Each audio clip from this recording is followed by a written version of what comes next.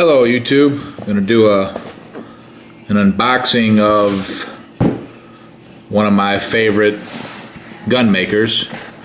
We have the Thompson Center Triumph. Look at that right there. Try to get this all in frame here. First thing I'm going to do is I'm going to take the rifle out of the box and out of the plastic wrap. Get a good look at it. There she is. Nice, very nice. Alright, where to begin on this? Well, let's begin with contents of the box. Well, one, we have the Triumph muzzleloader. And then we have our goodie bag. We have the Thompson Center decal. We have the warranty registration, owner's manual. Looks like they have a loading jag, breech plug wrench, speed breech wrench, I believe is what it is, in case it does get fouled and gets stuck in there. And then we have a primer remover, which actually comes in handy. A friend of mine actually made one out of aircraft aluminum because this plastic gets cold and brittle. If anybody from Thompson Center is watching, if they want to give me a call or something on that, I can fix him up. He does good work, but I'm sure you guys can do just as good, not better. And then we have some Shockwave sabots, which I tell you what, I was a real fan of these. Not saying they're not good, but I've actually switched to the Barnes all copper, and I've been very happy. Now you're asking, well, why'd you switch? How did you switch when you're sitting here unboxing a muzzleloader? Well, here's how I switched. I have a muzzleloader already I bought years ago. I bought the Thompson Center Omega. Been happy with it. Great gun. Harvested a lot of deer with it. Highly recommend it. I highly recommend it.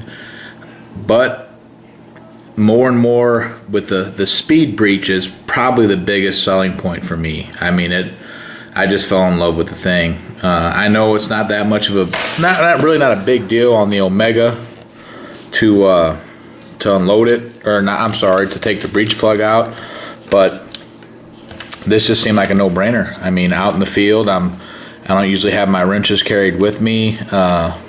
My sockets I leave behind. This right here just makes complete sense. I'm gonna do it here. I mean, this rifle is new, so it's gonna be a little easier, but it's just a quick line it up. There it is. I mean, there it is. It's that simple. It's pretty much idiot proof. You got an up on it. Starting up.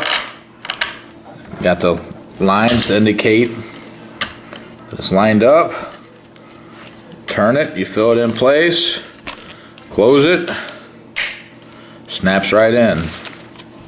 I paid just at $400 for this rifle. I think I got a really good deal. It's got the weather shield. A little bit lighter than my my Omega.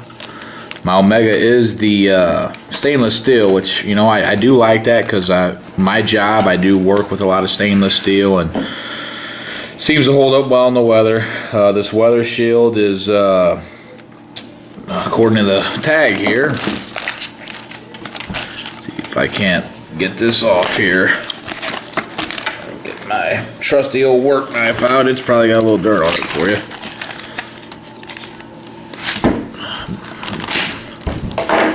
The weather shield here, this model includes a weather shield coating, advanced coating for corrosion protection. No oiling required, simply wipe clean. I do like that. The ultimate and easy care. Normal maintenance still applies to the firearm's bore and mechanism, which is self-explanatory. But nevertheless, the true selling point for me. And then we move actually to the rifle. Try to get a look at the fiber optic beads. That will not be on there long. all the bead will, but I will have a scope on this gun. It will be scoped. I'm gonna get a dead nuts scope mount for it to keep it all in line. I got the rugged aluminum ramrod here. Mine fits nice and snug. That might need an adjustment. And you got the break open action on. Whoa! Break open action on mine. Thompson center is just really a nice gun here, and you have the limb saver butt pad, which my Omega does have that. I put it on there, made a big difference. I went with this model of the Triumph over the Bone Collector. You know, one, price was a little bit of an issue. I think that for the money, you're just not getting a whole lot more with the Bone Collector one. You get the Flex Tech and you get the inlay and the black barrel with the Bone Collector logo. But guys, I'm gonna be honest with you, it is a sharp looking rifle. I just don't think it's worth the extra money. I would recommend this rifle right here. I've shot this. A friend of mine owns it. He's harvested deer with it. He owns a Pro Hunter, and he actually prefers his Triumph to his Pro Hunter. So he does have the older Pro Hunter where you don't have the speed breach on it, but that speed breach, guys, it's a very strong selling point. Thompson Center hit it right on the head, but I couldn't be more happy, more excited. Here it is in February, and there's nothing really right now to take this bad boy out and harvest it. But at the end of our muzzleloader season here in Illinois, my son's getting to the age where he's going to hunt, and I'll let him pick which one he wants to shoot. But this one will have, I'll probably go back with a Nikon Omega scope, 3x9x40, the 250 BDC, the 300 just, I'm not shooting 300 yards. So I'll go back to the 250 BDC Nikon Omega scope with the DNZ scope mount, and I will shoot the Barnes. I've been experimenting with, you know, Pyrodex. I've been using the 777 primers. I bought a couple containers of the Blackhorn, the new stuff that's supposed to shoot just like a rifle. Haven't had any experience using it, so if anybody out there has shot it out of their muzzleloader, preferably if they shot it out of a Triumph and they're unhappy with it, please feel free to send me a message and let me know what they think, because I'm going to try it with my Barnes load. I'll try it with the Thompson Center Shockwaves. Hornady's got a new muzzleloader round out I seen. I wouldn't mind giving that a whirl. I have plenty of time to figure out what this gun likes and how it's going to shoot and everything else. I probably will shoot it without the scope just to see how accurate it is. I know they guarantee their accuracy out of the box from their rifles, their modern rifles. I'm not sure if this one has it, but it's Thompson Center, guys. I mean, I just don't think there's any better muzzleloader. It's got the QLA. I believe they have a patent on that. It does make it easy to load. I probably will leave this and put my loading jag. I know a lot of guys like that power rod, but honestly, hunting situation, it makes sense to me to have the loading jag on here instead of that T-handle power rod. I don't want to take a chance of tearing up that polymer tip and affecting the accuracy of my rifle. So I will put my loading jag on the end of this.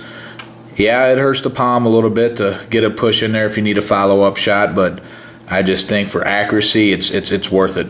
You know, the power rod at the range, great, works out beautiful, but in the field, I put my short loading jag on there, and that's what I run, guys. So, as always, all comments are welcome.